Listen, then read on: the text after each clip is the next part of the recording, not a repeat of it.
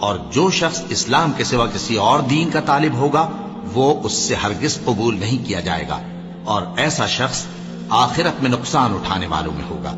اللہ ایسے لوگوں کو کیوں کر ہدایت دے جو ایمان لانے کے بعد کافر ہو گئے اور پہلے اس بات کی گواہی دے چکے کہ یہ پیغمبر برحق ہے اور ان کے پاس دلائل بھی آ گئے، اور اللہ بے انصافوں کو ہدایت نہیں دیتا۔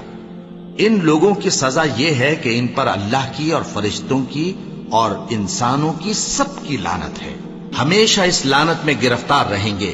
ان سے نہ تو عذاب ہلکا کیا جائے گا اور نہ انہیں مہلت دی جائے گی۔ ہاں، جنہوں نے اس کے بعد توبہ کی اور اپنی حالت درست کر لی تو اللہ بخشنے والا مہربان ہے۔ جو لوگ ایمان لانے کے بعد کافر ہو گئے پھر کفر میں بڑھتے گئے، ایسوں کی توبہ ہرگز قبول نہیں ہوگی اور یہ لوگ گمراہ ہیں۔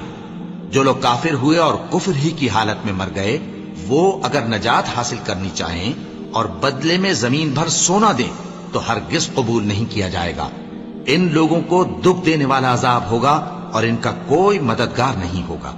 مومنوں، جب تک تم ان چیزوں میں سے جو تمہیں عزیز ہیں اللہ کی راہ میں خرچ نہ کرو گے کبھی نیکی حاصل نہ کر سکو گے، اور جو چیز تم خرچ کرو گے اللہ اس کو جانتا ہے۔